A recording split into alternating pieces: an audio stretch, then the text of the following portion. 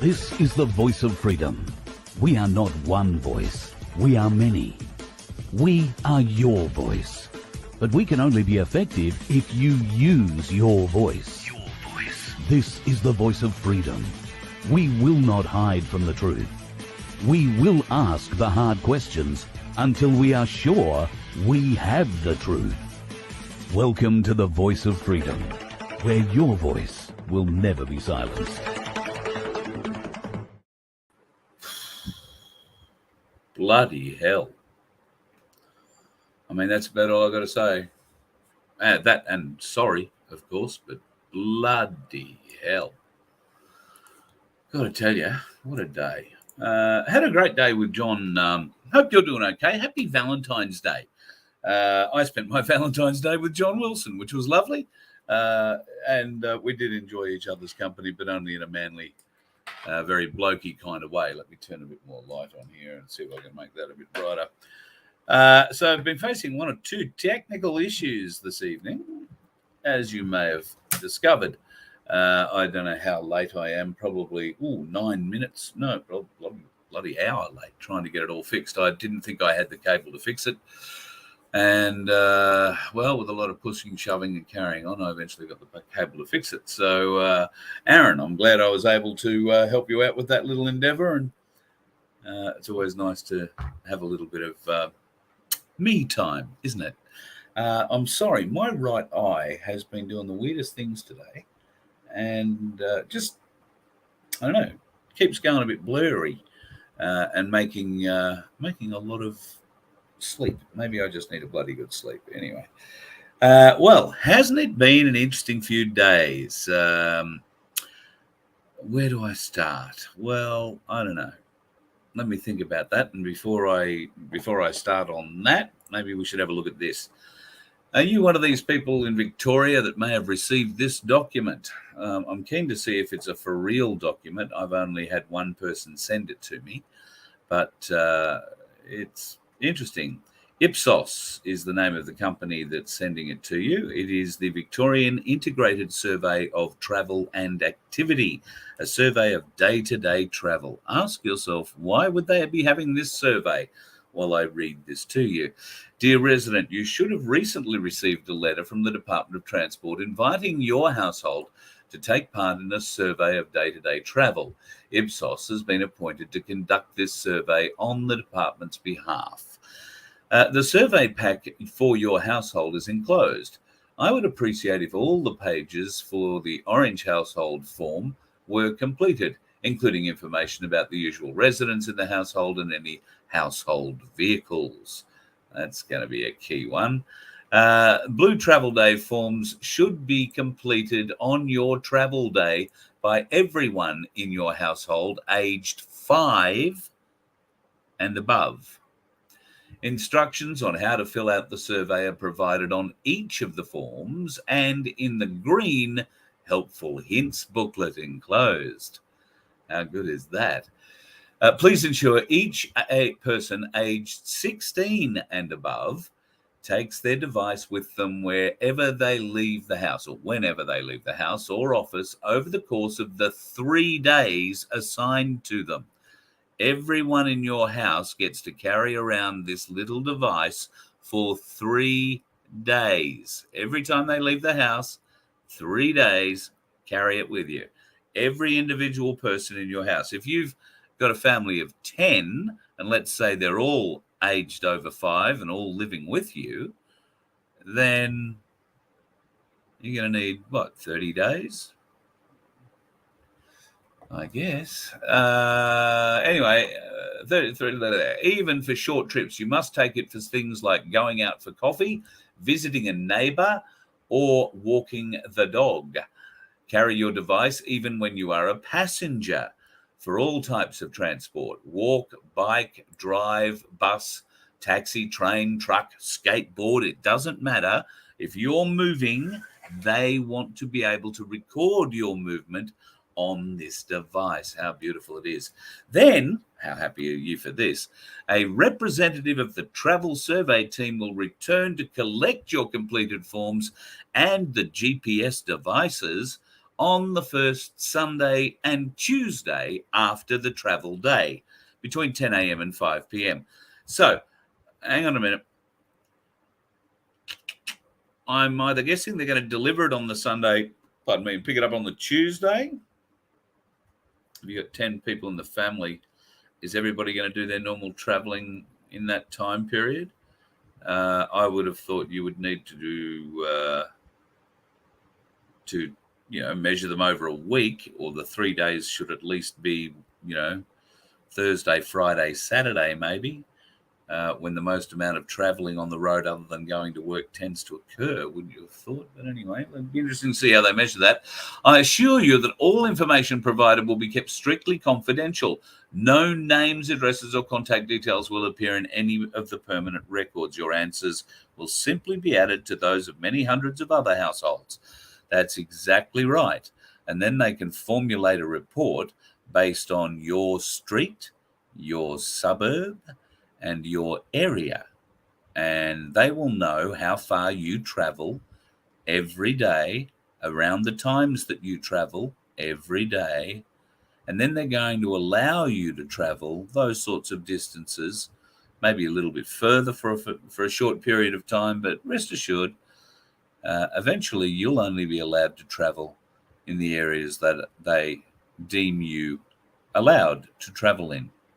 And if they are outside your 15-minute zone, then nope, you won't be going. You live more than 15 minutes from the beach, say goodbye to the beach. At any rate, if you have any questions, queries about the survey, please don't hesitate to call the Travel Survey team. That's their phone number right there. Am I zooming up on that enough for you? Can you see it? Maybe not. Hang on, let me try this again. I'll remove and show that up. Maybe I'm showing you the absolute. I'm a dick. I am. There you go. No, that's not it. This is getting weird. I should be able to blow that phone number up for you, but I can't. Anyway, the phone number is 1-800-816-337. It's a free call, folks, if you are at all interested. 1-800-816-337. You might want to inquire why this information is going to be used. Now, they're going to say it's so that they can use it for town planning, which is exactly right, but not in the sense that you and I would normally associate with it. They're going to do a hell of a lot more with it. So if you want to give them a call, and call Adri Vandermeersk. That's what his name is. Adri, A-D-R-I, Vander, M-E-S-C-H-T, Meersk. So he's the travel survey manager at Ipsos, and I'm sure he will be able to answer all of your questions. Now, the survey of day-to-day travel collects data on all types of travel by all types of people for every purpose. The big trips and the small, even days without travel at all. Isn't that nice? They've got a little rhyme for it. To ensure that local transport planning decisions are made with the travel needs of residents in mind. So the local transport planning decisions are going to be, where are we going to put the driverless buses that will pick you up and take you to your shopping centre?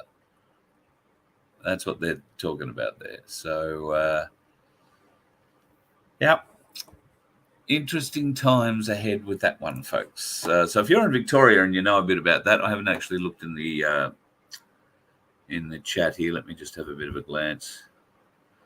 And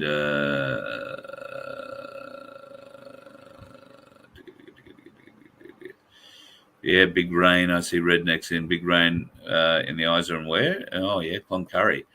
We've had 60 mil in the city in 20 minutes this afternoon in Brisbane. And I reckon it was a bit longer. That was about an hour, 60 mil in an hour. And we had a bit more than that, I think, out where I am. But, yeah, planning on 15-minute cities, Andrew, you're 100% right. That is exactly what it is. And problematic, to say the least. I would have thought if you are going to do those surveys, folks, put your GPS tracker into somebody who travels, well outside 15 minutes a day, every day in every different direction, as far as you can go. Go driving those days you have it, and drive as far as you can, from one side of Victoria to the other, if you can do it. You've got 3 days, and the whole family is traveling, so get them all to take their GPS with them. And I think it's absolutely, so obvious, but what are they going to do? They're going to try and figure out a way. There'll be some little pencil pusher, some little satanic prick sitting in an office somewhere, shining his ass on a chair, who's never had to deal with the real world in his life, making these life and death decisions over us. And they are life and death decisions. What if your family lived further than 15 minutes away from you? Are you going to be allotted certain travel days? And I'm sure you will be. You'll be allowed certain travel days to go and meet somewhere, maybe at their house, maybe at yours, maybe somewhere else. Maybe the state will organise a place where we can all go and meet our friends and family on our big day out. So people in Victoria, this thing, for God's sake, do as many kilometres per day that you have that thing as you can. Because if you ignore it, they're going to take that as the people in that household don't travel. So therefore, they don't need to provide a car to that household because nobody does any travelling. So don't worry about your car. We're going to tax that out of your existence because you don't do any travelling every year. Why do you need a car? No, we've got a bus on the corner. You can catch it. It's an electric one. So don't turn your back on it. It might run you over. You won't hear it coming. That's how it's going to work out. So if you have one of those little GPS things coming your way in Victoria, then I urge you,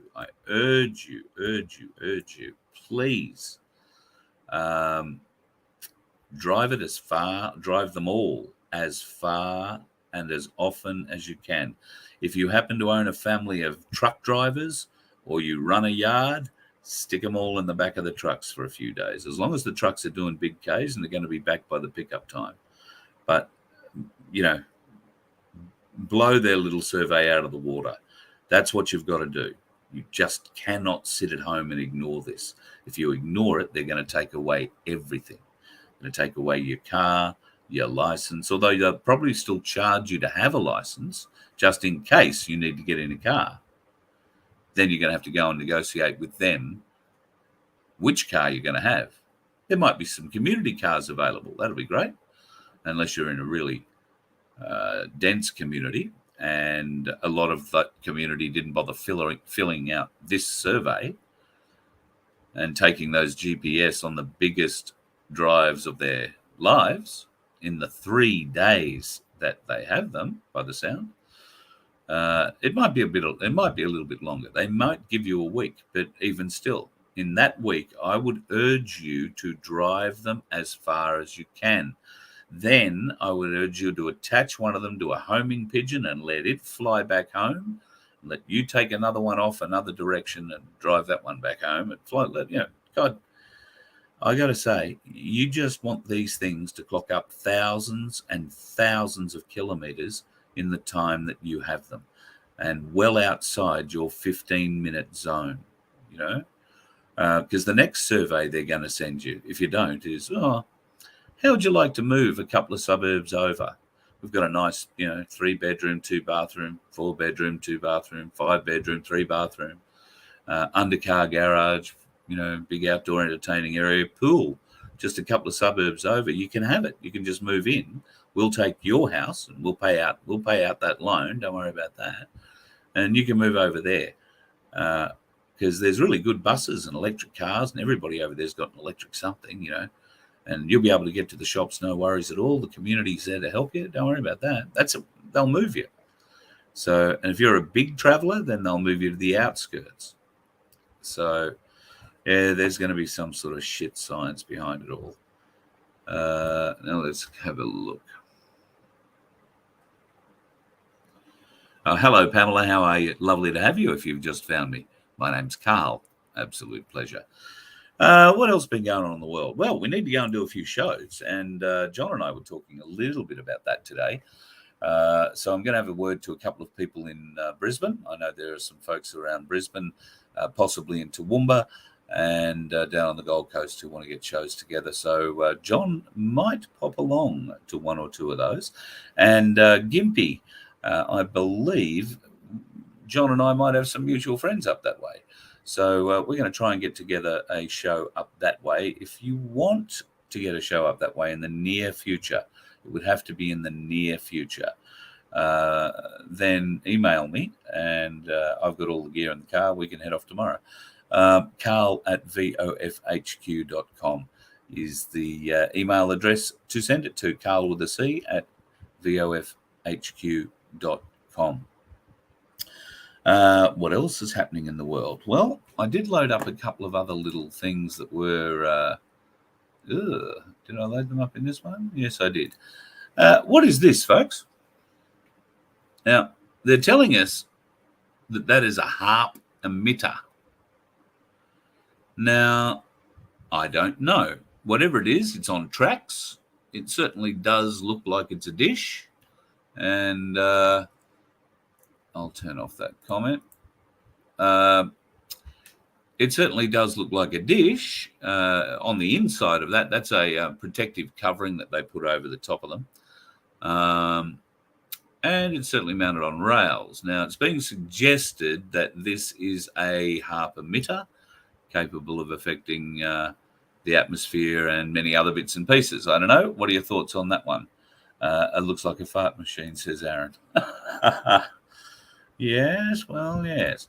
I reckon a microwave, well, certainly some form of emitter. I took a drive to Tidbinbilla when I was in Canberra last week, and Laura had never been there, never seen it, and we were both a bit shocked to learn that it's in effect closed, it's certainly closed to the public. Now, okay, there's a lot of people right now saying, well, why would you bother going to Tidbinbilla? Of course it's closed. There's going to be too many questions about space. And I would have been asking a lot of them, I've got to admit. But we got out there, discovered it was in effect closed. They are planning on reopening the cafe, which will be nice.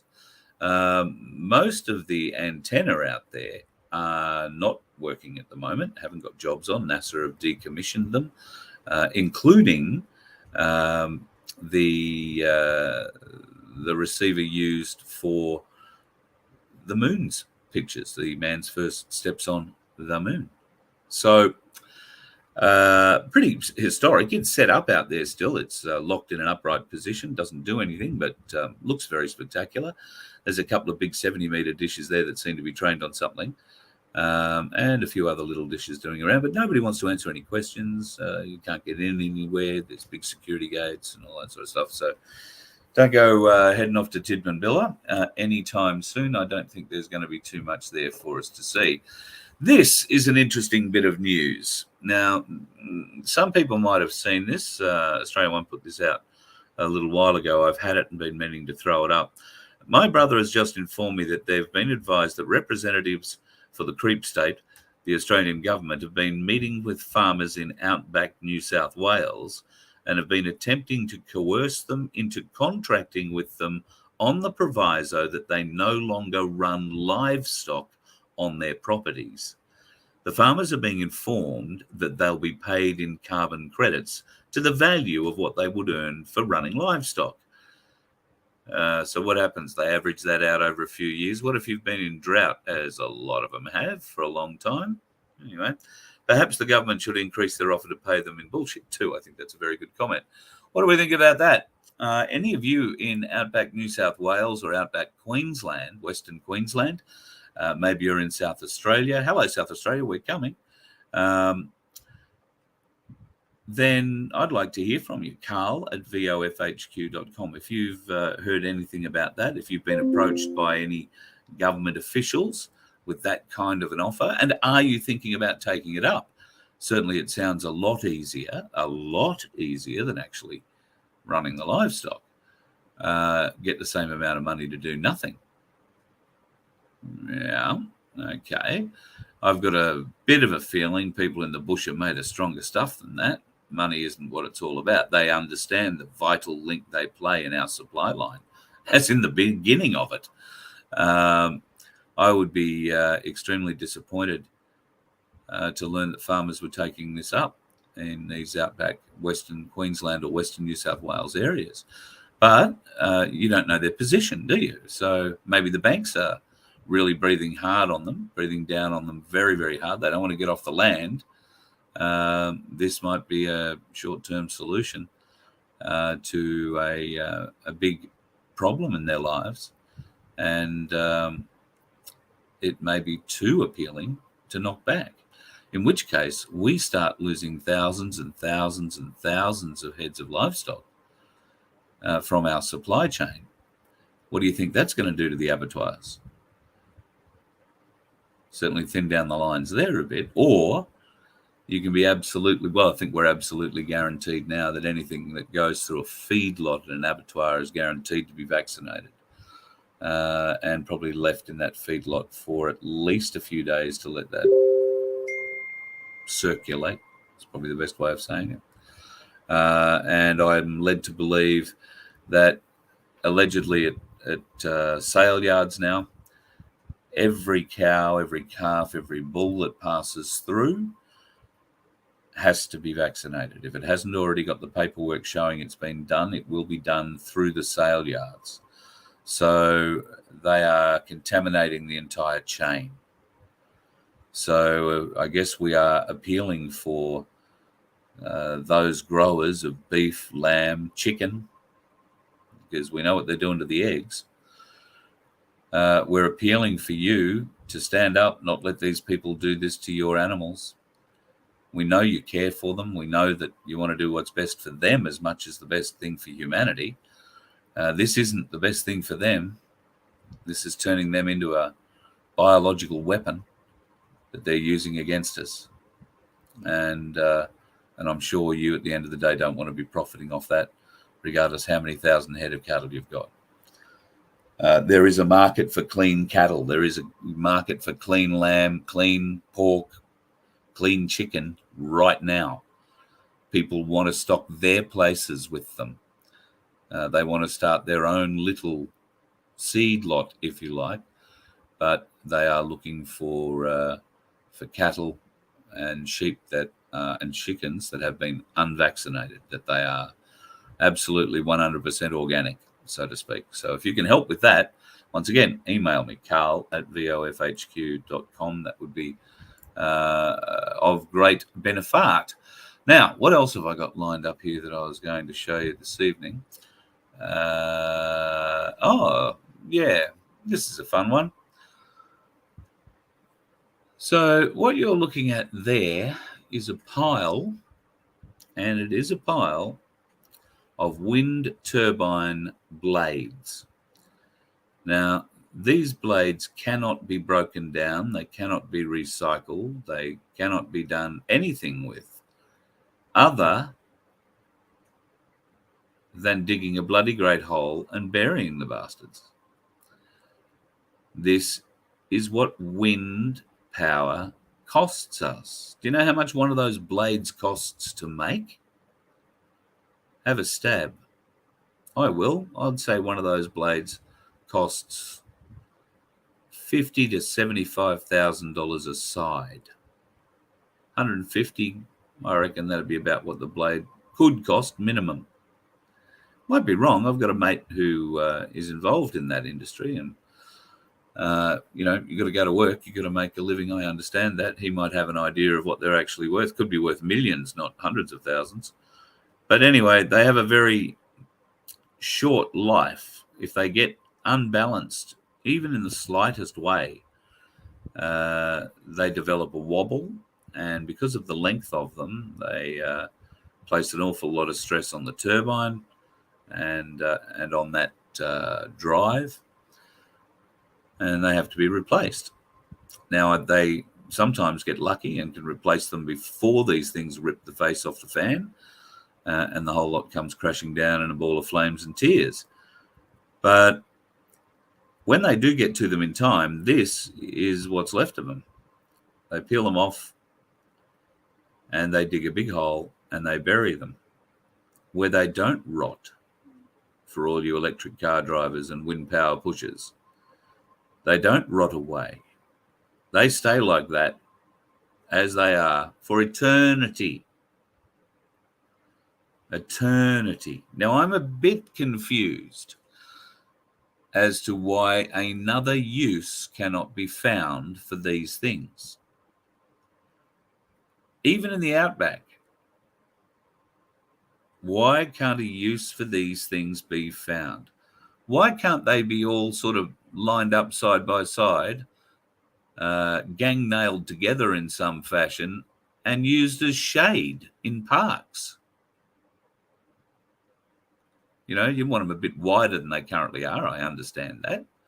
But, you know, what could an artist do, a sculptor or a carver do with something like that? Can you carve it, or is it going to give you cancer if you carve it? Is it made of that sort of shit? I don't know. I'm just tossing ideas around. What would you do if you had a blade? What could you do with it? Could you use it as a sunshade? Could you use it? I mean, no one's suggesting you want to use it as a fan. But what other use could it be put down to? Could they be cut down and put to other uses? Could we turn them into some trendy kind of furniture? Or, once again, are they made of something that's, you know, going to give you skin cancer if you put your ass on it? Naked, I mean. So, I don't know. Some thoughts there for folks, I would have thought. I hope that you want to give that a little bit of thought. Here's something that happened a little while ago. You've probably seen this one too. Cooker Watch. Due to a personal situation, she's retiring from Twitch for the foreseeable future. So if you have me on a recurring subscription, please cancel it. She's still on Twitter and will be doing what she can to bring public awareness to the madness of the cookers.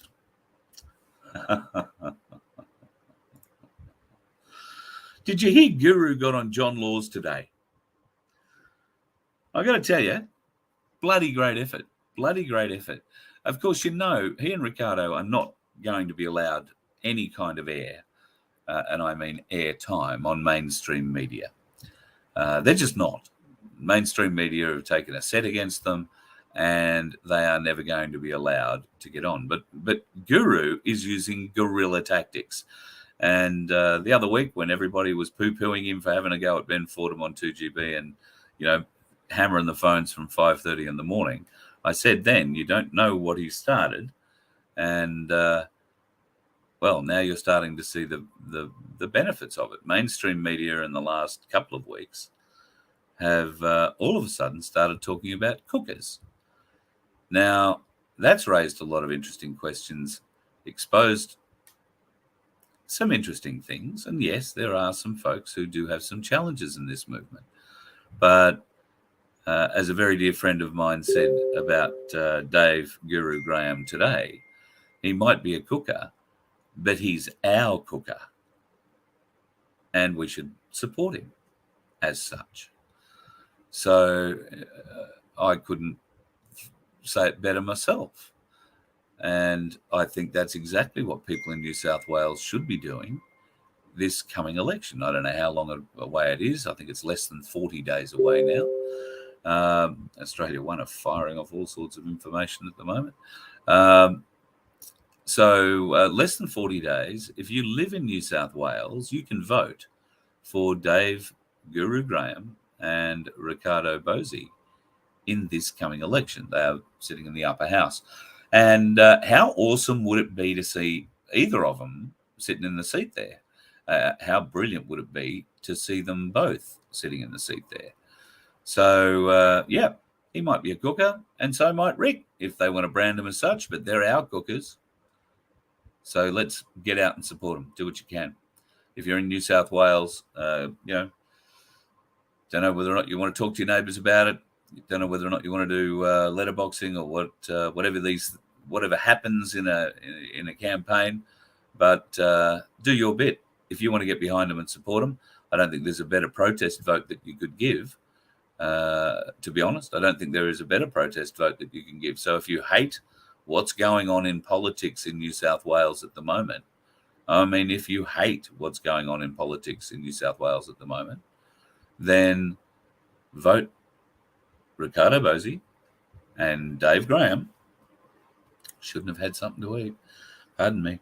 Dave Graham into the upper house. And Jesus, watch the feathers fly. I mean, can you imagine Guru walking around those halls and being told by some bureaucrat that, oh, well, you might be the politician, but you'll only be here for 4 years and I'm not giving you anything. Can you imagine what he's going to do? Can you imagine what Ricardo might do? So, yeah, if for no other reason that you hate the two main players in politics at the moment, then in the upper house in New South Wales, make your vote make a difference. Give it to Guru. Give it to Bosey. And if there are others running on their ticket, give it to them. If, you can't give it to Guru or Bosey. But why not? It's the best process. It's the best protest vote you can give, even if you don't fully understand what we, the cookers, are all about. Because God knows the mainstream media has not the vaguest. Well, no, I beg your pardon. The mainstream media know exactly what we're about. They know exactly what I'm about because I've told them in private conversations. We've had long private conversations, a few of my media friends and I, and some of them are not friends, not even acquaintances, just people that have shown an interest. One of those was indeed Ben Fordham. Had a very long chat with Ben Fordham right after Dave started ringing him that Monday morning. He didn't get off the phone and ring Dave, he rang me. Now, after the conversation with me, he's not going to have me on his show either. He did offer a podcast. Oh, I might have you on for a podcast. I said, yeah, okay, great. It'd be edited. I said, that's fine. It won't be at my end. And I haven't heard back from him. So, yes, he's very good at saying one thing and not delivering. The mainstream media won't let Dave on because he's going to tell the truth. They won't let Bosey on because he's going to tell the truth. All right? And the last thing the mainstream media want you learning about is the truth. All right? So what Dave's doing is almost like guerrilla tactics, and I think it's awesome. Right? He's doing a great job. He's going to make every talkback announcer from the ABC to 2SM to 2GB. What's the other one? Are they still doing it? I don't know. All of them too nervous to pick up the phone on open line calls to answer them. He's going to make it really hard for them. There's going to be producers who are going to be listening to his voice and recordings of his voice so that they know it when it comes up. His phone number will already, if he's called off an open line, his phone number will already be stored in the 2GB phone system, which will also show up at 3AW in Melbourne, at 4BC in Brisbane, and at 6PR in Perth. And he will be blocked on all of them. They will just disable it. The phone will ring and ring and ring and ring and ring. That's how these phone systems work. If they don't want to talk to you, they block you. But it doesn't block you calling the station. All it does, it blocks you taking up one of their lines that they're going to answer. You'll still hear a ringing noise, but nobody's ever going to pick that up. Okay? That's what happens when they ID you. So that's why when you pick up the phone sometimes the radio station says, oh, g'day Martha or g'day Paul or whoever. That's how they know your name, because your phone number is ID'd and they've got a producer in there who taps away madly on a keyboard and puts all your information. Oh, there's, Paul from Brisbane or, Gavin from the Gold Coast. And that's how that works. Now, their systems are shared network systems. So if you went to call living in Sydney and you went to call 3AW in Melbourne, you'd have the same problem. You'd be blocked on their network too, same in Brisbane and same in Perth.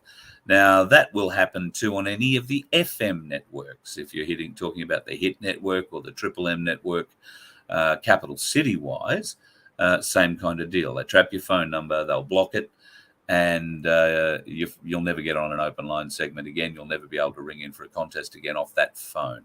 So how do you avoid that? Well, you have a call from unlisted numbers.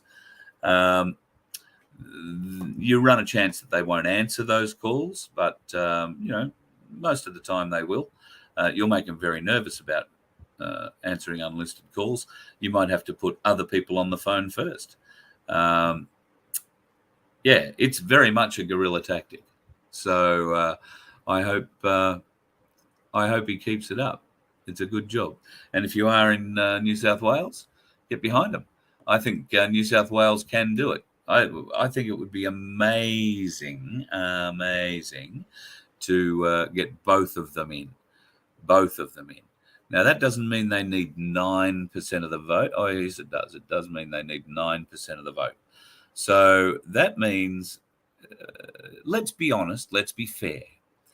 I don't think they're capable of grabbing 9% of the vote just on the back of what they are offering policy-wise and for the freedom movement. I just don't think there's enough of us living in New South Wales to make that big difference.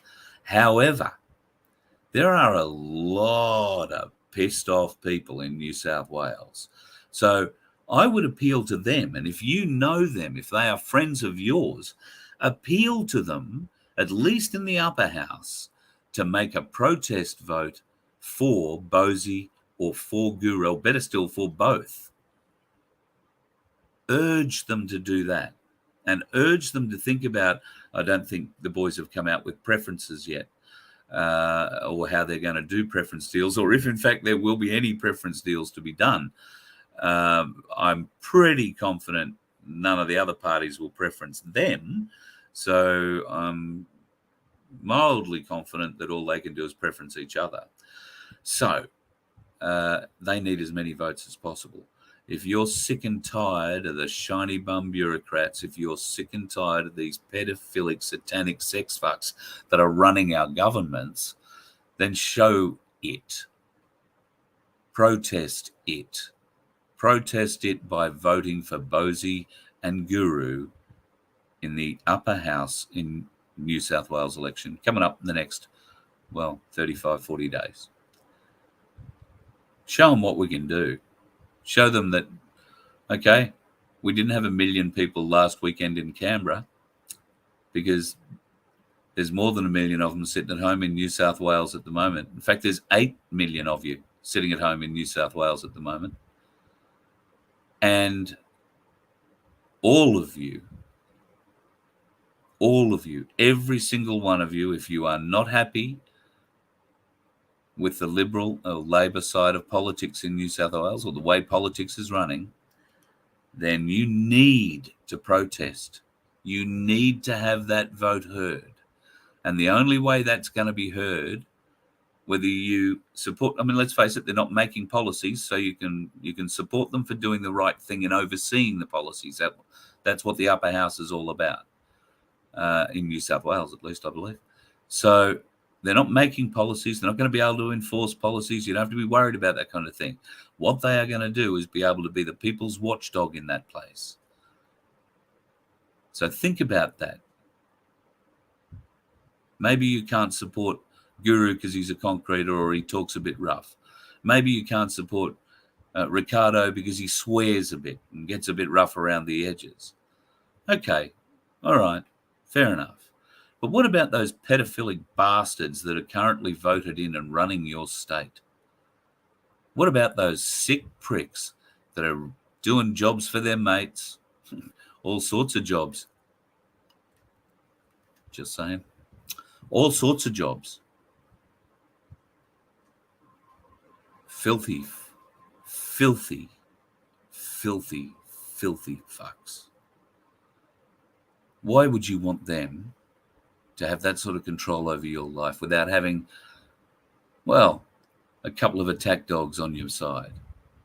I think it's the best protest vote you could offer. Get behind Guru and Bosie. That'd be my suggestions. If I was down there, if I was eligible to vote in New South Wales, I would be doing it. All right? So get behind them. Having known them both, I know they're genuine, right? I know they're genuine.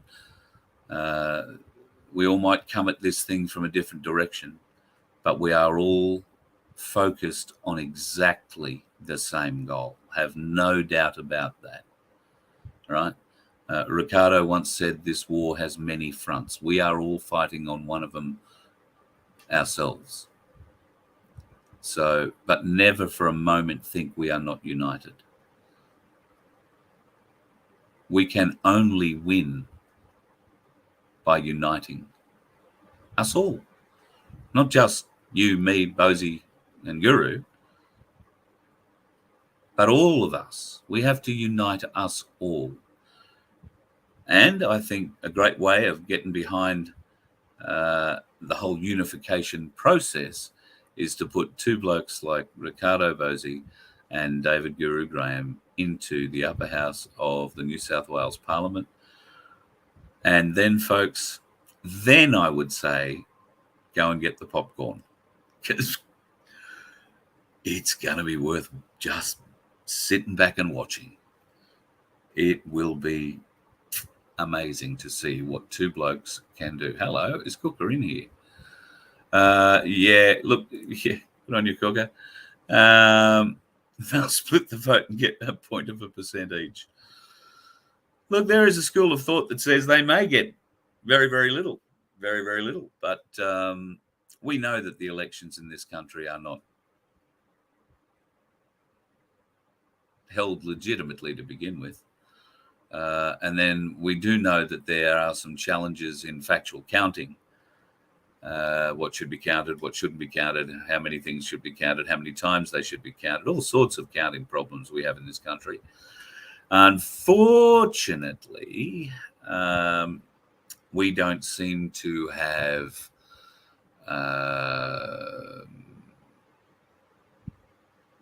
I don't know. We don't seem to have the right connection just at this moment. I'm having a bit of a glance down here. Show the photos, Carl. What photos am I showing, Cookie? And when did I make you the director of my program? You're going to a mainstream media job. Do you want to come work for me? I mean, it doesn't pay very well, but, you know, we could have a bit of fun. I know a bloke who'd love to meet you. I think you'd like him too. Anyway. I don't know what you're doing, Cooker. Well, I do know what you're doing. So, folks, if this is your first introduction to Cooker, don't bother being baited by her or him. It could be Ken, the Barbie. How do I explain Cooker? Look, Cooker Watch is a government-controlled operation, I reckon. If not government, then they're certainly funded by some shady shit. They are very well supported, and in fact, I'm not going to give you a link to it, but there is a Cooker Watch episode, an audio episode that is available on one of those platforms. And I've got to say, the two women that read the scripts in this supposed chat that they were having are about some of the worst voice actors I've ever heard in my fucking life. All right. I mean, I don't need to be somebody with my years of experience reading stuff to know that they were reading something. The art of having a conversation with somebody that is scripted is making it sound like it's not scripted, like you're not reading it. And believe it or not, that is quite hard, particularly if you personally didn't write whatever it is you're reading. It's different for somebody like me who's been doing it for years. I can pretty much read anything. But for just the normal person, it's very difficult to pick up a script somebody else wrote using their words and give it to you and say, now read that and make it sound natural. That's not a bright idea going off just my phone with a completely rooted screen, can I add? So I don't know, Cookie, you want to get better actors, and if you need help with that, I know the best voice actors in the country. So if you need help staging another one of those absolutely piss poor, pissant, to coin a phrase from John, shows, I might be able to help you out. Seriously, I know a lot of people, and most of them don't believe what I believe. So you probably get along quite well with them. But photos of the crowds. Oh, God. You're talking about Woodstock versus Canberra. I don't have the photos here right now to show. Otherwise, I would. But you're quoting 400,000 people went to Woodstock, and then you were comparing the photo to the Canberra thing. I know I'm a little bit older than you, but I wasn't at Woodstock, but I do know people who were. And I've spoken to a lot of other people who know a lot more about it than me. And your crowd estimation, I don't know where you got it from, but it is, I think you said 400,000. Wow. You're quite a huge number off the actual crowd at Woodstock. There were people who traveled for 4 days and couldn't get close to it. That's how big it was. So, yeah, no, won't compare your photos, but there might be others in there who can quote the actual Woodstock numbers. I've got a figure close to 3 million in my head, but I've seen a lot of things. Cooker, if you're going to keep flooding all this and, 1 million at the Obama inauguration. Yes. Hard to compare the two because the Obama inauguration crowd is simply crowded around where he is and down that little promenade. I've seen the high def photo, like the extra high def photos of that, and I would dispute there are 1 million people in that as well. However, I'm not up to banning your cook. No, don't bother banning people. You don't rate enough on my radar. I love having the government come in and say what they do. I mean, you're going to be a mainstream media girl. They're going to eat you alive. I mean, but it's fun to watch. It is fun to watch. And I've got to thank you because the whole cooker thing is going to work beautifully for us. And we've got to thank you for that. So, well, it's all you. Because as you're meeting in the chat, there's a few cookers in here. Our cooker might be spelled a bit differently, but by God, we're laughing.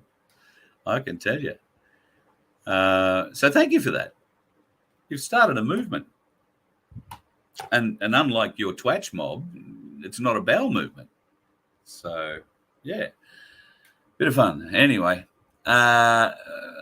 we can dispute numbers in Canberra all we like.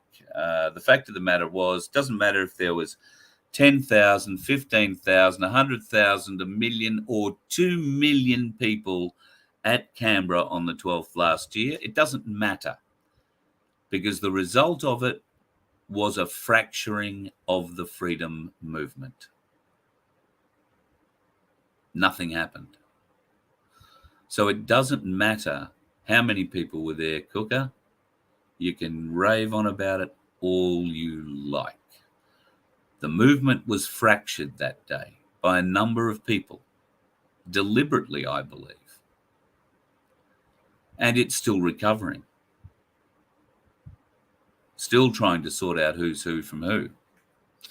And it's not bloody easy, I'll give you we all know it's not easy, hey? So that day, I'm going to call it 1 million people. I don't care whether you dispute it. That's what I'm going to call it. Turned up in Canberra with a full intent of what? Getting their freedom back, I think was the ultimate goal. But what happened? Divisions came up. people rose to the top of those divisions. Hoodie, Tricky, others. I'm not just calling them out. Everyone who stood up around those places stood up, tried to profit out of it. Mac and co. Everybody who was there, in one way, were responsible for fracturing the movement that day.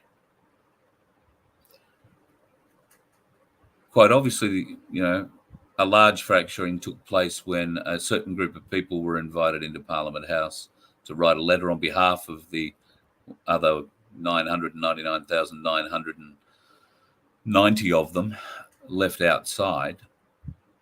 And most of them didn't like that.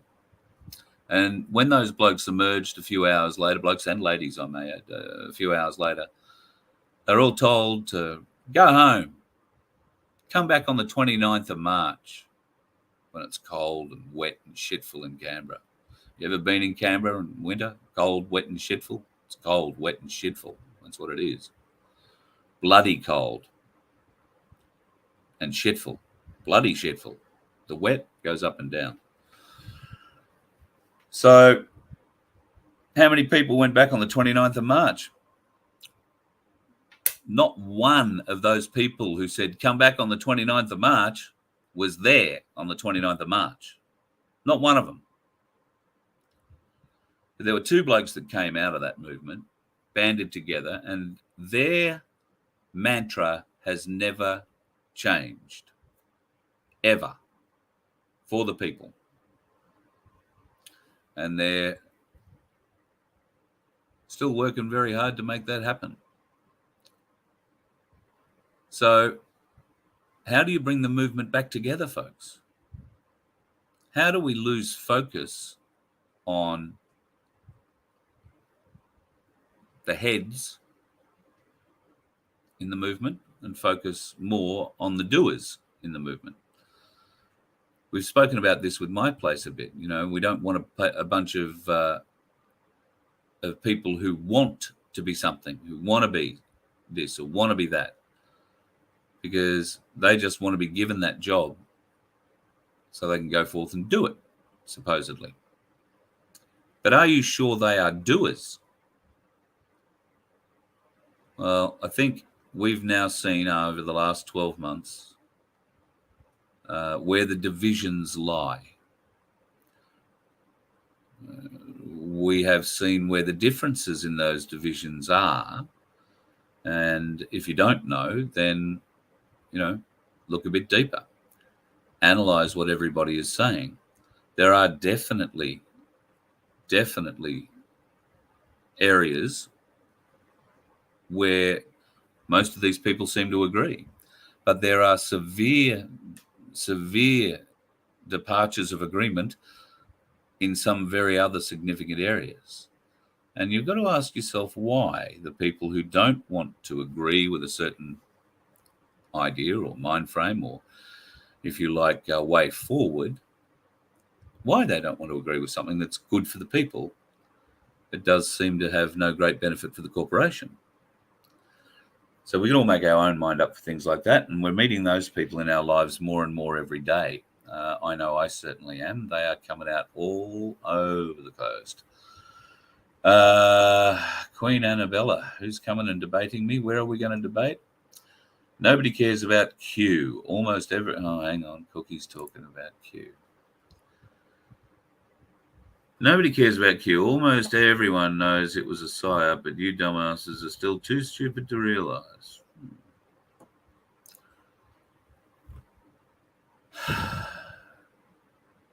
Okay.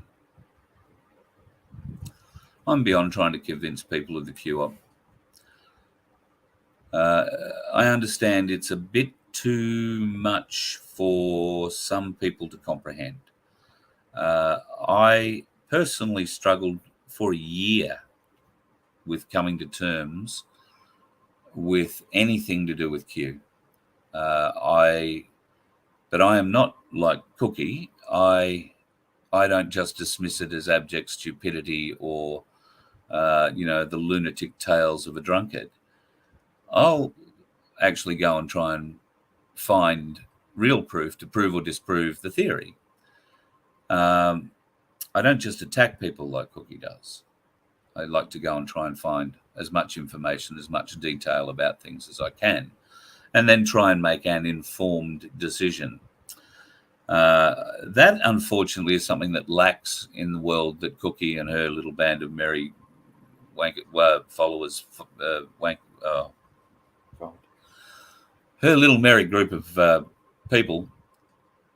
They live in that little tin pot world, where they speak and it echoes, and then somebody else agrees and it echoes again, gets louder, and then more voices join the chorus. It gets louder and louder and louder, and everybody thinks it's so loud the whole world agrees with them.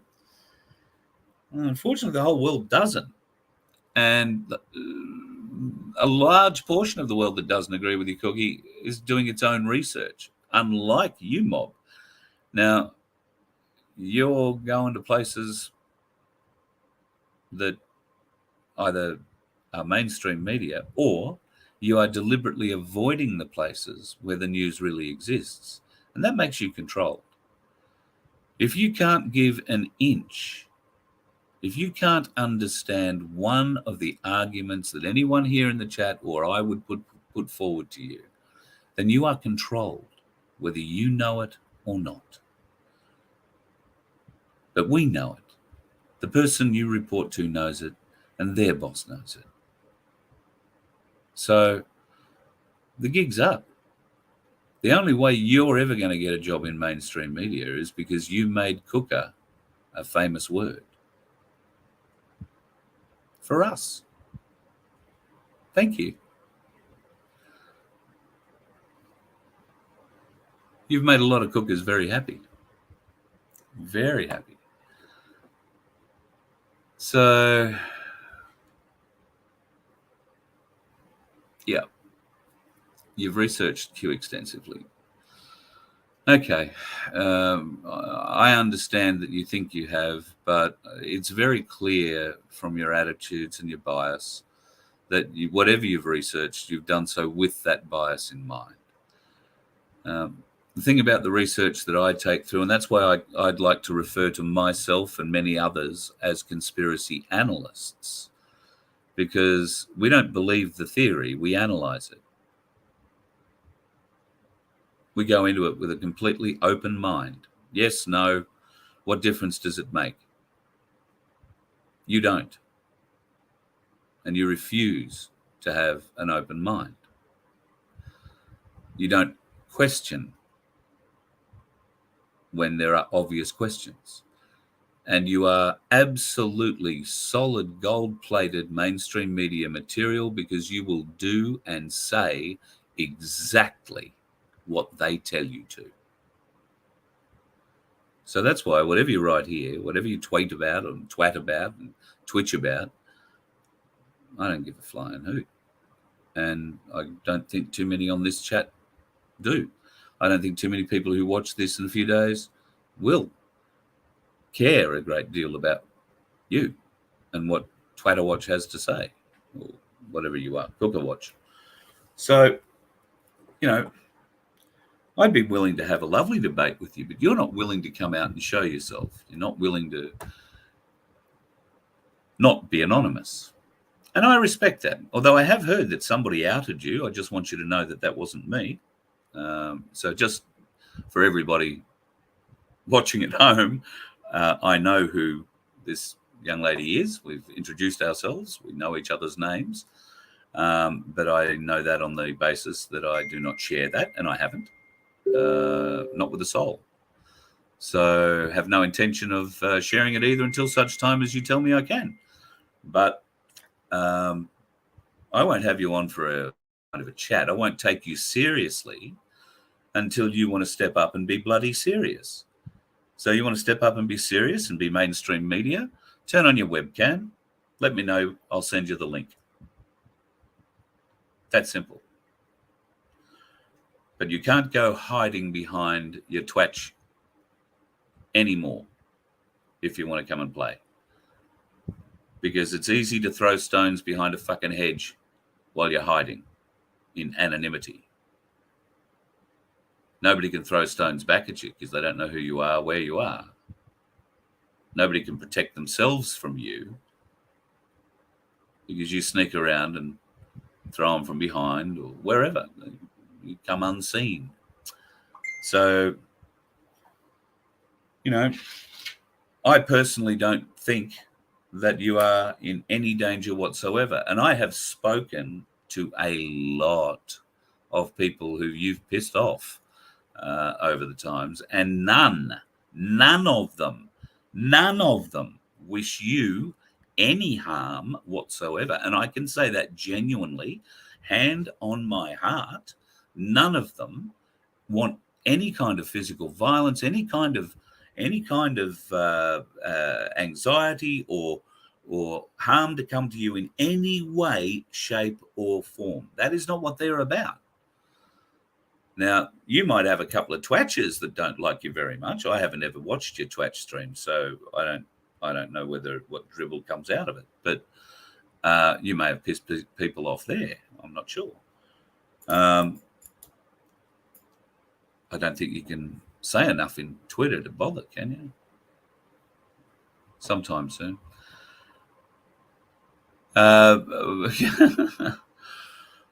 Bosie would hang you in a second.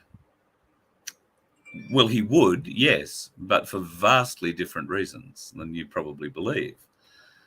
Whether you understand it or not, the media or government organization that you work for or contract to are in a lot of shit. Whether you believe it or not, the penny will drop one day. And because you have been such a vocal supporter, a vocal attack dog on their behalf, then yes, you will get your, I was going to say 2 week, but it won't be 2 week. You'll get your day in court. And that's about what it'll be. Because the way it'll work for journalists like you and Ben and others will be a parade in the morning at 9 o'clock where the prosecution will outline its case against you. And it will be a strong case. They'll have everything you've ever tweeted or twatched or scratched or itched or spat out or snotted or talked. They'll have every email and they'll present that. And then they'll have a lunch break. And then in the afternoon, your defense counsel will be able to get up and say, oh, that wasn't her. She didn't mean it. She didn't know that's what was going on. No, they told her to say that. Somebody else said that, oh, no, that's not nothing to do with her. Oh, yes, she did say it. Yep, that's her account. Yep, that is her handle with all those comments. Yep. And then that afternoon, they'll find you guilty. You'll get a last meal. You'll be taken outside and you'll be shot or you'll be hung. I'm not meaning this personally. It's just how it's going to be. Truth in broadcasting. That's the context of the conversation that I had with Ben Fordham. Ask him about it. Truth in broadcasting. Let's see if he's honest enough to admit to you that that's the conversation we had, and whether or not he's ever going to ring me back to see if we're going to have it again. This time, pre-recorded, if he wants. Truth in broadcasting. And so if you are with a media organization, Cookie, if you are with a media organization, then you too, my darling, are in for a huge windfall. Because as you know, media organizations like the one Ben Fordham works for and the one I suspect you work for too, or are about to, are all getting a tax-free year of earnings. Now, that doesn't mean people like you or Ben. No, I'm talking about the media organization, the companies, the bosses, all of them. A tax-free year for the media industry. Plus, they got $15 million handed to them. I hope to God whoever's negotiating your contract bears that in mind, because you deserve a big slab of that. You deserve a big slab of that. So does Ben. I told him so. Make sure you go and get your manager to get your chunk of that. This is worth hundreds of millions of dollars to the industry. Every person who works in a radio station in this country needs to go to their boss tomorrow and say, am I going to get my share of this tax-free pay rise that you're all getting? Every one of you. Because God knows they pay most of you absolute shit. I know. I earned absolute shit for years, and nothing much has changed. Unless you're in that top 1% that's got 200,000 Twitter followers, in which case that makes you absolutely wonderfully creative and you need to be on radio. And you will be for about 2 years if you are mentally strong enough to last that long. Most people think it's just, it'll be fun. It's, breakfast radio. It's great. No, it's not. It's a serious game. And, well, you've seen what's happened to some of the people who've got into mainstream media. Rushko? I can't remember how to say her name. 2Day FM springs immediately to mind. There are many others that have churned through 2Day as well. Sam, whatever her name was, with Rove. They all think it's easy. It's not. Radio picks you up, identifies the small, medium, or large amount of talent that you may have, and then proceeds to chew it out of you. Now, in most people's cases, like yours, I suspect, Cookie, there is a small amount of talent. And there is a small amount of tolerance to be pissed off, pushed around, shouted at, and fucked about. Well, if you're getting into any kind of the electronic media, girl, that attitude's not going to get you very far, because that's all that industry does. All right? That's all it does. And it will suck every bit of creativity out of you. And then when it's done with you and you're done with it, I suspect in less than 2 years, it'll spit you out. That'll be the end.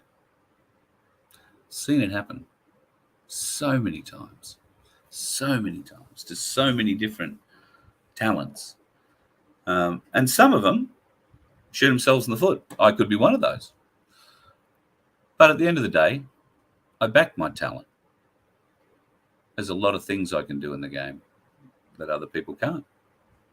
And sure, they might be able to do one or two things, but I have a lot of strings in the old bow. And occasionally I get to employ them. So good luck, Cookie. I really do. I fear for you, but I fear for anybody who's going into the radio or the TV industry these days. They go in with starry eyes, not really understanding what it's like behind the fourth wall. And it's not a pleasant place. But I'm sure if you get good representation, you'll get a good sign-on bonus because of all this, media tax-free money they're going to have. You'll get a good sign-in bonus.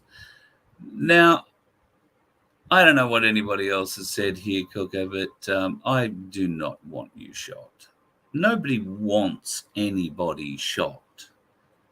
All right? And this is a great example of how you screw words around and try and claim I say something that I didn't. I never once said I wanted you shot. I described a military tribunal. That's all. That's what's going to happen. Military tribunals. I didn't describe your particular military tribunal because I don't know just how heinous your particular crimes will be. Only you do, and you're not likely to admit them. But that's okay. The guy in the uniform on the other side, he'll have all those crimes and all the evidence of them, whether you think they're crimes or not. And the crimes that you are committing are crimes against humanity. Just be aware of that. You may laugh. You may laugh. But I'm serious. And crimes against humanity have serious outcomes, like people being shot, like people being hung, like people being put to sleep, given the green dream or whatever it is that they do. I'm just trying. My light fell over a bit. So, sorry. So yeah, but I wouldn't wish that on you. I would be sorry that happened to you on the, the odd emails that we've had that have been nice. I mean, I tried sending nice ones. You sent really abusive ones, and I think you used words like detest me and hate me, and there was something else. I don't know. I wasn't that interested to bother remembering. But yeah, they were quite abusive. I've not sent you really abusive emails. I've sent you challenging emails to read from an intellectual perspective, I'll agree. But maybe that's why you struggle. So, just saying.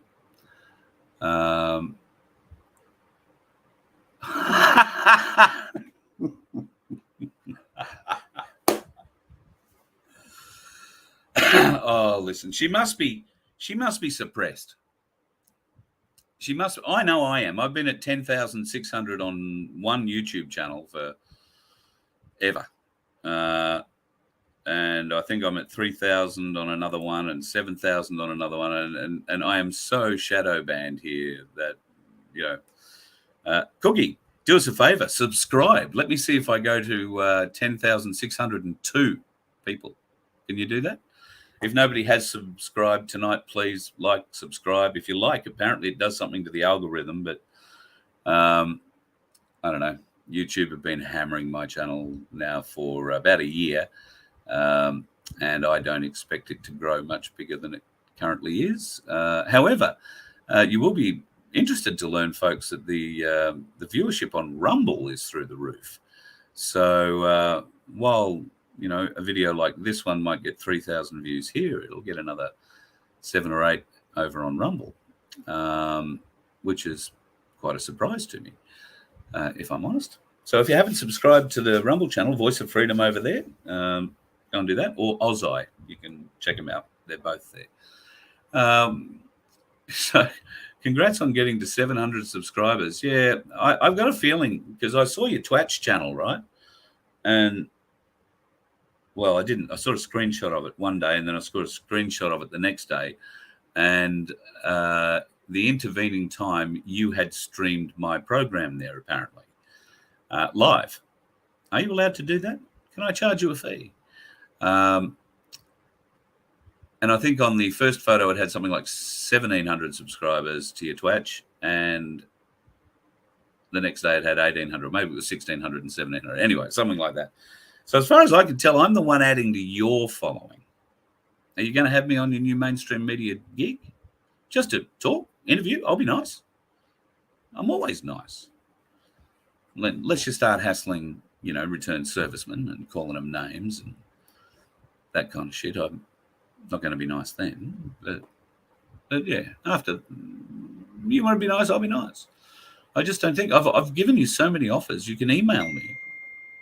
You can come on the show anytime, but you can disguise yourself. Maybe you've got some friends in TV. Look, Ben Fordham. Now, Ben Fordham, there's a bloke who knows how to wear a wig. Ask him for some advice. Wig and makeup. Big sunglasses. I don't care if you wear a beard.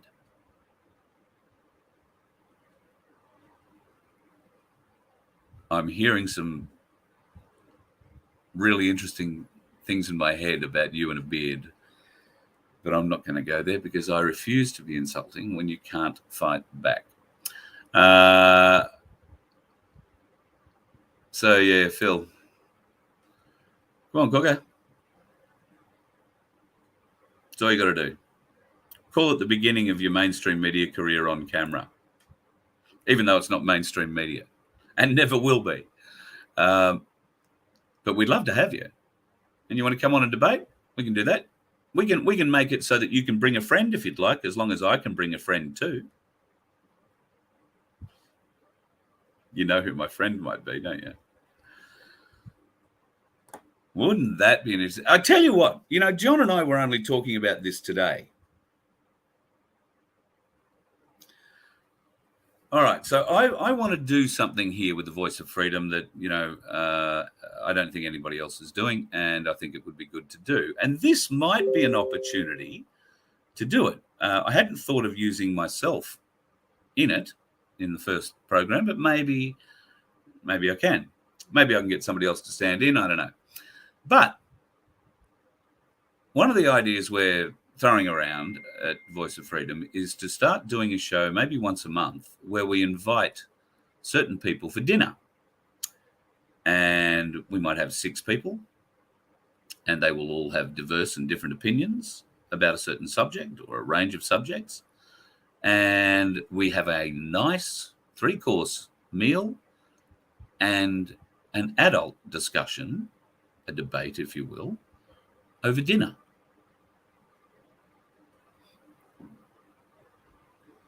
Of course, we film that, we stream that live. So if you're up for it, Cook, yeah? I don't care. I don't even know what state you're in, but I can probably find out. Do I crowdfund the meal?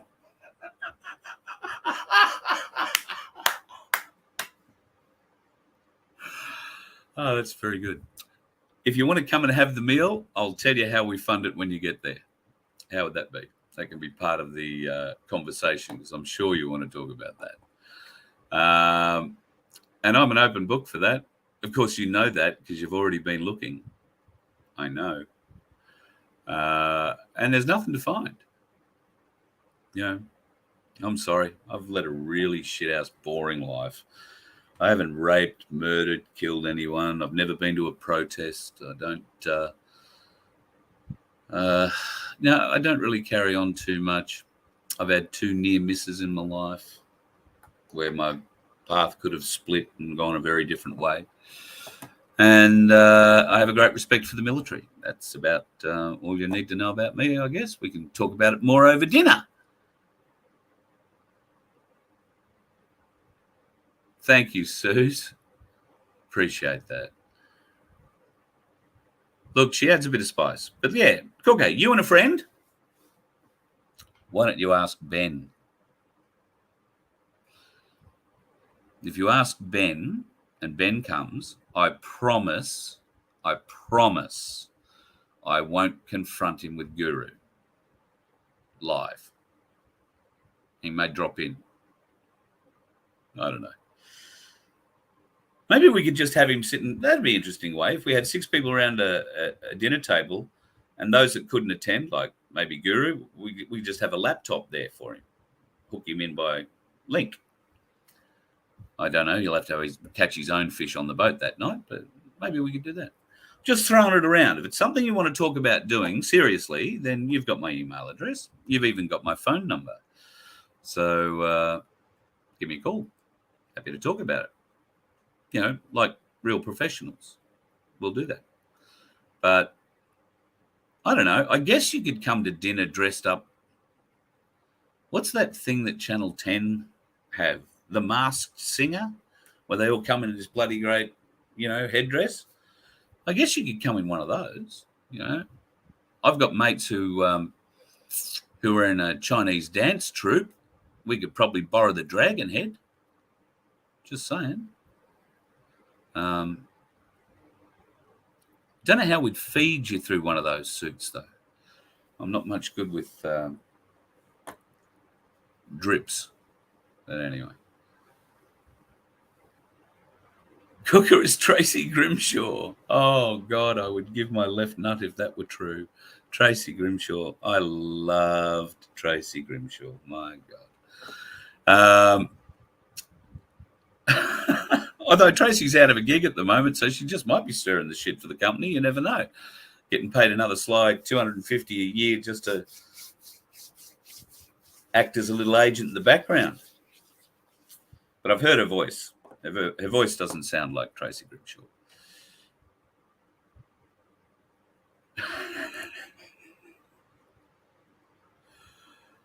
Yeah, mate. I'm with you, Dave. I'm with you. Yes. Unfortunately, Adrian, you are 100% on the money, brother. Yes, she will not turn up. She will not front up because you are 100% right. She is a coward.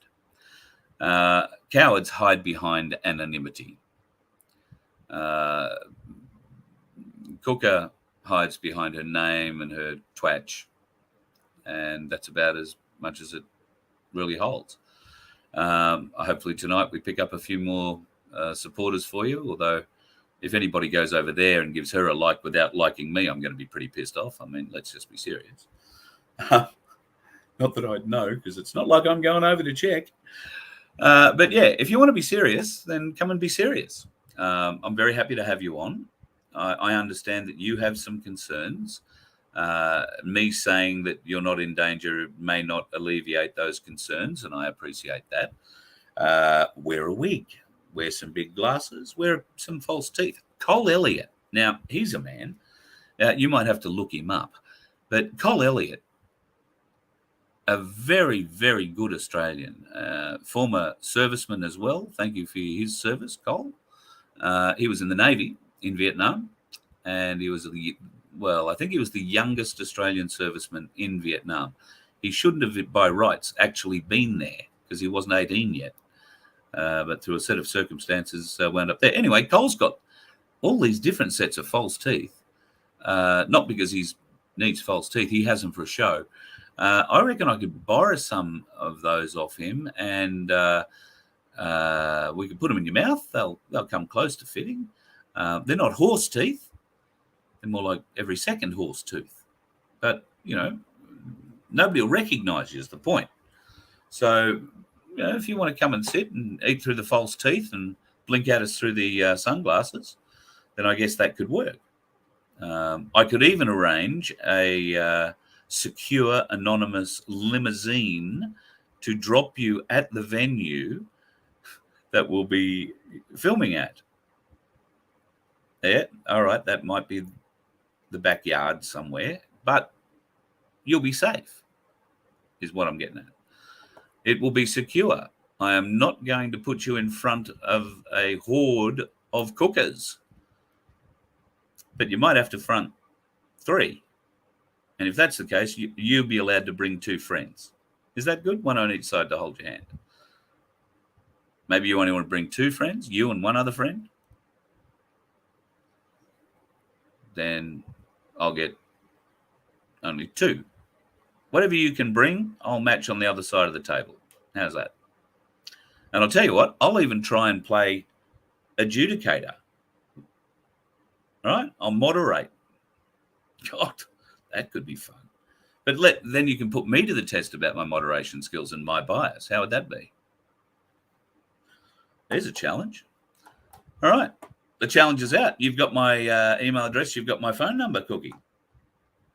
Let me know if you want to come and play. That could be fun.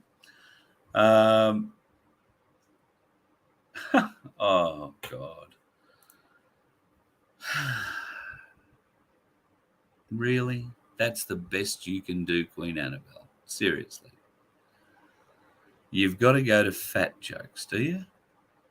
I mean, you can't argue a fact. You're not intelligent enough to understand you've passed an IQ test. You're humiliated that you don't understand what most of what we're talking about. And now, because you can't generate an insult with an argument to back you up a fact, you revert to name calling and fat shaming. Fuck, your group must be proud of you, eh? Well, they would be, because you're one of those cookers. Cooker watcher. I mean, that's the best you can do. Seriously. It is the lowest form of insult. Only used by the lowest intellect. which you've clearly proven you are in full acquisition of. So thank you for your little input, but it has no effect. Yet, none. So Aaron, on the other hand, seems to have a fairly good grip on where you're at. And there's no point in us starting a tit for tat about it, because a window licker that couldn't pass the IQ test isn't going to be able to understand the crayons at all. Anyway, we shall move on. Has Cooker replied? Is she going to come?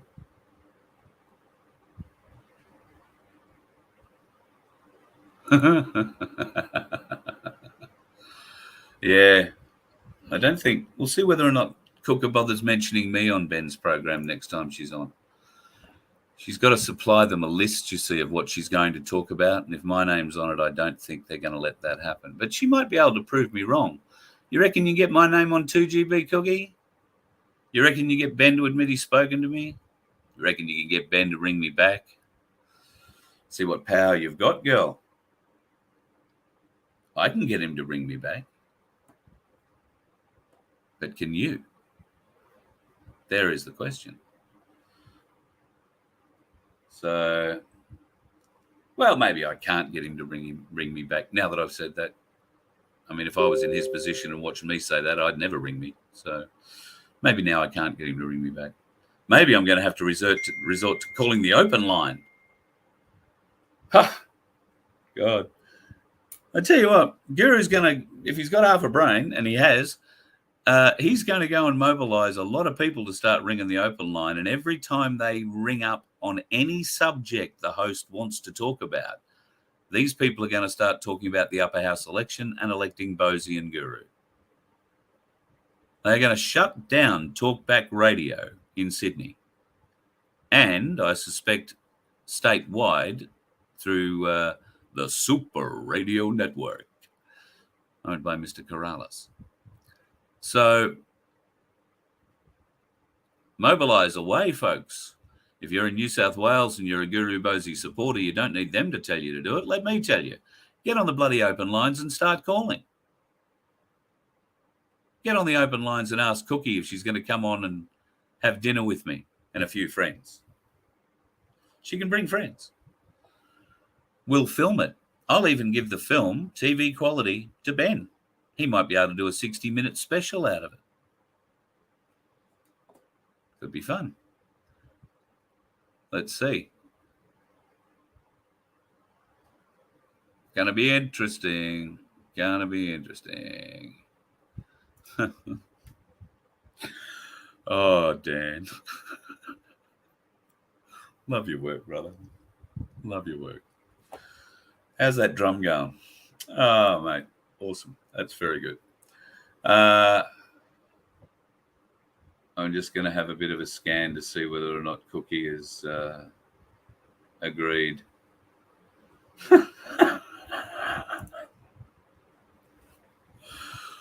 Well, let's hope that Cooker Watch gets better makeup than Madonna did. Because did you see what she looked like at the Grumpies recently? I mean, bloody hell.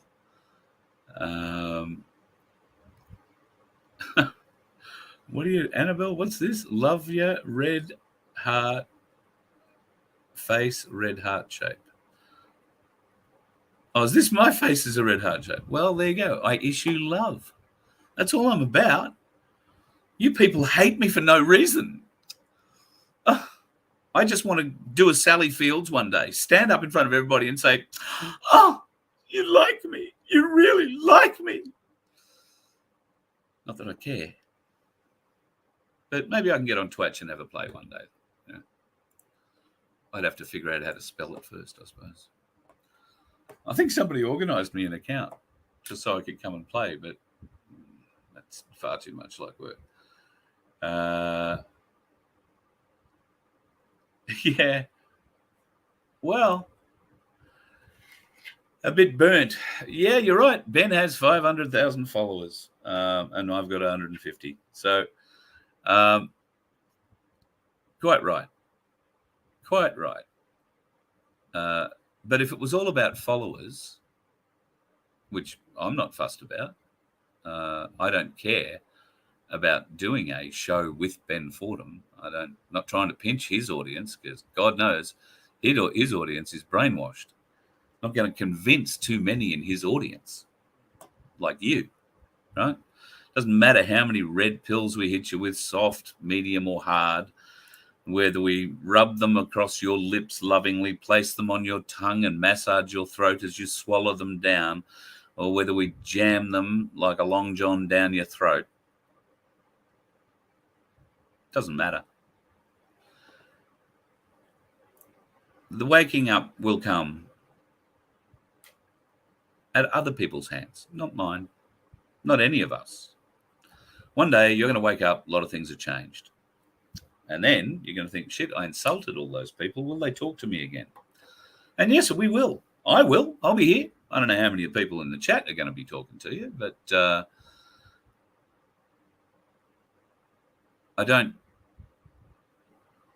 I'm not going to hate you for what you thought. You've been programmed this way. We've all been programmed this way. Some of us just didn't take the programming too well. And that happens, in anything. You always get the odd 1 or 2 or 3 per batch that just didn't turn out, just got a slight imperfection. Well, we were the ones that sat up the back of the class. We were the ones that made jokes instead of, physics drawings. We were the ones that scraped through rather than excelled, because we didn't take in the full brainwashing. We're the ones that didn't go to university to get that brainwashing reinforced and rammed home. We're the ones that went out into the real world at various different ages, some as soon as they could leave school, some at the end of year 11, year 12, and got into the real world and saw how things work. It gives you a very different perspective. Also, a lot of the people here that you insult are parents. Parents view the world through a very, very different lens. And I don't think you're a parent. I might be wrong, Cookie, I might be wrong. But I don't think you're a parent. And if you are, then I guess you're going to be one of those parents that's taking your son or daughter to the Saturday morning children's drag show and story time at your local library or your local restaurant that's putting that sort of shit on and creating God knows what. And I guess if that's the kind of person you are, and if that's the kind of person you're raising, then everybody else in this chat who doesn't agree with your side, I hope to Christ they're out there pushing out as many kids as possible and letting them live life, letting them learn, letting them make mistakes, letting them educate, letting them grow, letting them live a full life, experience a full range of life experience. And I can tell you, when you've had a child, you will do anything for that child, anything to make their life easier than your own. Except for me, take bribes or, goodwill gifts that are meant to influence. I won't be a part of any of that. So take that for what you will, Cook. We can talk about it over dinner. The offer is there, as I keep saying. The offer is there. Yes, keep children away from the libraries. Annabelle's got the right idea there.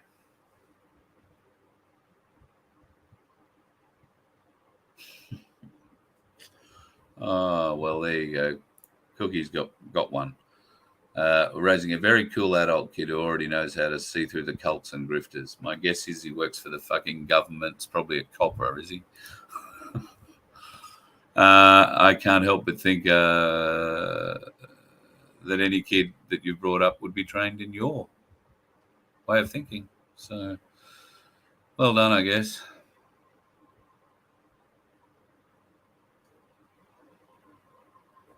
Yeah. Shrek's onto a crumb here. He wants to know where you work, Cooker. Should I tell him? I know. No, you didn't tell me, did you? No. Righto. The reason why I reckon Cooker Watch can get on the Fordham show is because she's in the business. She's working for one of the mainstream outlets and is undercover. If I could play my ding correct noise right now, then Shrek would be getting a couple of dings. He's smack on the money. Controlled in every sense. Oh, is Inner Little Demon, has she been saying shit tonight? I've missed her completely. Oh, here we go. Hang on. Inna's a very good chef. You'll cook for me. Well, yeah, look, I don't want to eat humans. You probably cook babies. I mean, I don't even like red wine. How the fuck are you going to get me to drink blood? No, I can't see that happening. The cook might just be me. You know, nice bit of organically grown lamb that hasn't been jabbed up the wazoo with whatever the farmer. I'm not going to go there. You know what I mean. I'm pretty good on the spuds. Can do the veggies. Just might need a venue. That's a fair question, Chew. How many shots have you put your child through? Oh, well, they're an adult, so let me guess they've made their own decision. And like you, I imagine, stuck their arm out. Did you make sure they came out of the batch that ended 1? Do you know what I'm talking about? The batch that ended 1. Did you get 1 shot out of the batch that ends with 1? Or did you get 1 from the batch that ends with 2 or 3? Go and look up that conspiracy theory, Cooker, and do some analysis, real analysis, not just talking to your mates in Twatch, all scratching yourselves stupid in there. No, go and if you want to actually really go and find some sites, let me know and I'll point you in the right direction, because mainstream media isn't going to teach you these things. And yes, there are many pitfalls in alt media. That's why a lot of us wind up with eyes looking like this, because we read so much and stare at these friggin' screens for 14 hours a day, trying to see everything. And then we compare, we analyze, and we try and make truth or sense out of shit that's been said. That's why we don't have a lot of time left for whatever you come up with, because you are a distraction. You are a division. You are trying to divide the Freedom Network. I'm not going to call it a movement. I'm going to call it a network. You are divisive. There is no need to be divisive. What's wrong with the people trying to be heard? What have you got against that? You don't even understand the argument about the Governor General. Or if you do, then you're playing dumb on it. But let me tell you right now, go and look at the election writ, the last federal election writ. And when you come to dinner at my place, or when next you're here in chat trying to be smart, please explain to me how the Governor General signed in the witness position on that writ. And please explain to me why the seal wasn't put on it. Now, you may seem to think that's not important, but there are laws. Laws. They're laws. Not common laws, not Cooker laws. I'm talking about the laws you follow, I follow, we all follow under the Constitution. There are laws. So I'll save you making the piss fucking weak excuse that Ben Fordham came up with when I asked him that question. His reply was, it was an administrative mistake. That happens all the time. My reply to that is, you're telling me that the highest office in the land, whose only official job is to sign an election writ, making sure that our elections are fair and legal on behalf of the Queen, or the King these days, I suppose. That's it, their only official job. The rest of it is all trimmings and just baby shaking and hand greeting. That's all it is. They have one job, and he must have a staff of 200, a sizable amount of which will be administrative staff. And I said to Ben, are you going to tell me that not one of those 200 people picked up that the Governor-General had signed the election writ in the wrong position, and that, in fact, a minister who nobody had ever heard of out of the Morrison government had signed the writ where the Governor-General was meant to sign the writ? And Ben's reply to me was, it's just an administration mistake. I said, all right, suppose I'm semi-intelligent enough to believe that it's just a mistake. Doesn't it, Ben, still make the election a fraud? It was held illegally.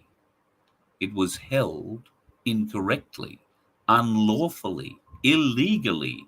Whichever side of the lawful legal coin you fall on, the bit of paper that the Governor-General signed as a witness makes the entire federal election a fraud, conducted as a fraud.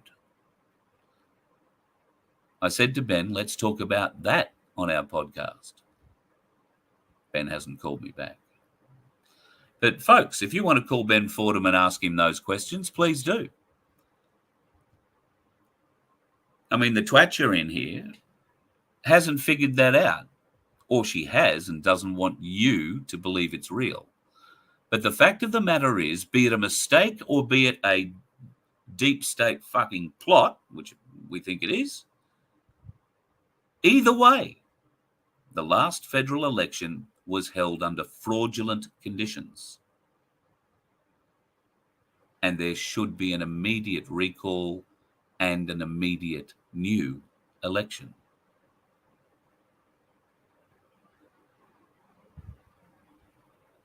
Take that to Ben and ask him that on my behalf.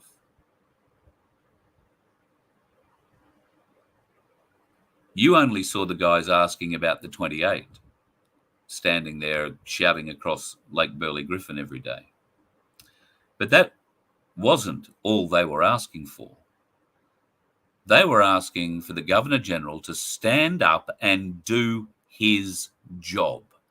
Now, it's clear that the Governor-General has been taken over. He is controlled. He has relinquished any responsibility and is doing exactly what he is told. That should be a sign to the entire Australian people. But instead, you and your twatch scratchers want to go and pick on a returned serviceman who stands at attention for half an hour every day, plays the last post, asks the Governor-General to do his job, says a prayer, plays taps, and goes and has a cup of tea in a car park. You and your lot are simply pathetic. And I'm sorry I've wasted so much time giving you airtime tonight. When you want to be a real human being, like one we can see, feel, touch, and smell, I won't smell you closely, you'll be fine. Come and have dinner. Be our first show. Bring a guest. And I promise you, 100% safety. It'll be a 100% secure area. Nobody will know where it will be except those invited. So you'll be 100% safe. I guarantee it. I can even supply some military security for you if you want. So the offer is there. Are you game? Well, I don't know, in a 666. I don't know. Really, Cookie's the star here. Who are you? If Cookie brings you, then all well and good. But no, I won't be inviting you. I'm not inviting you. I don't get to do the inviting. It's Cookie's team. So she can bring who she wants. You and one other, or two others, or one other. Whatever you feel. I'll match it from my side. And you bring whoever you like. We'll arrange it, promise. If you're up for it. Give me some indication in the chat. Oh, yes, I can have Baileys. You and I will get along just fine. Yes, I will have Baileys for you. If that's what's required, we will end our dinner over Baileys. How would that be? I'll do that for you. Easy done.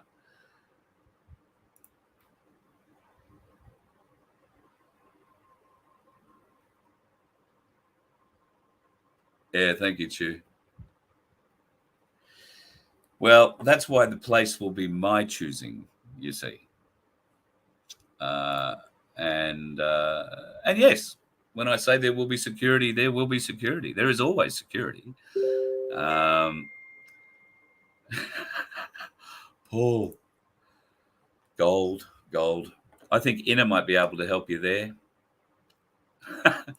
and Aaron's right on the money. There. And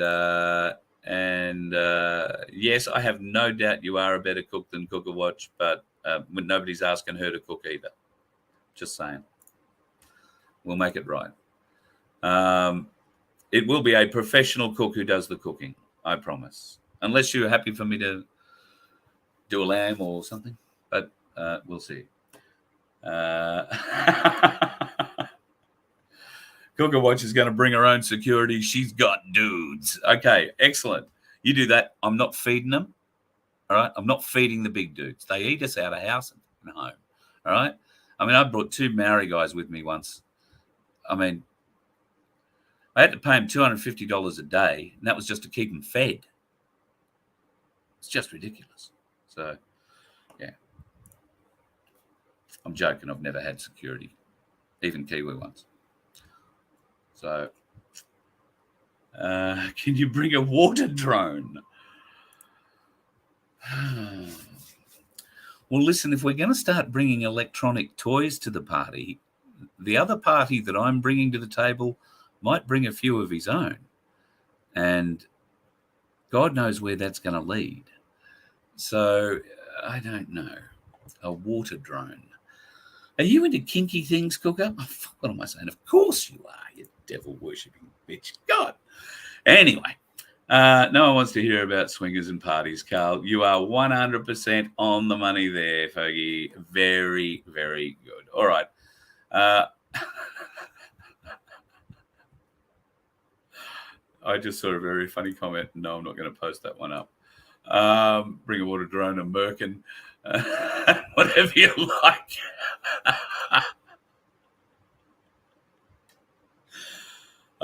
Phil, you're a legend.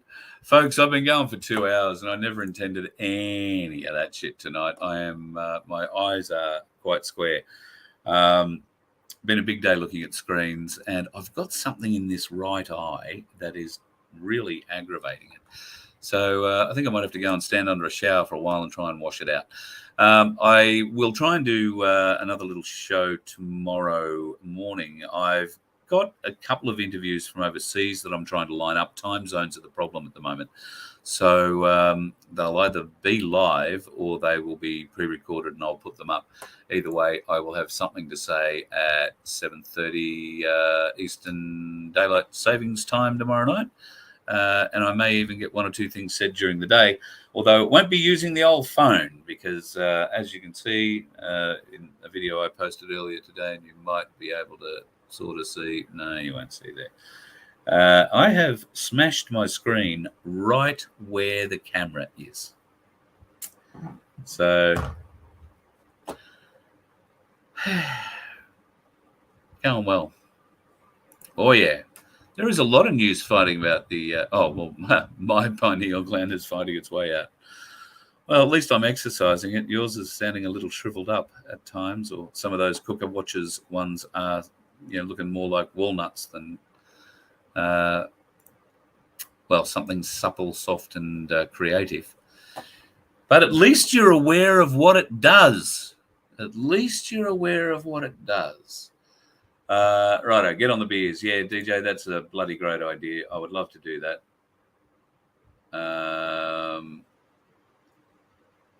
Beers for everyone.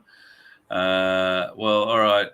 Look, Anna, as long as you're not putting blood in yours, you can have a beer too. Have a nice night, folks. Thank you very much for having me in your world tonight and being patient with the small technical issues that we were having before I could kick the show off. I do apologize for that. It's going to make a bloody big gap at the front, and probably nobody will ever see this outside of us. But thank you for sticking around, and thank you for joining whenever you did. Love your work. Talk to you soon, and be safe on those roads. The dickheads out there, well, they're jabbed up and can go left at any time. Just be aware. You let one ant stand up to us, then they all might stand up. Those puny little ants outnumber us 100 to 1. And if they ever figure that out, there goes our way of life. It's not about food. It's about keeping those ants in line. That's why we're going back. Does anybody else want to stay?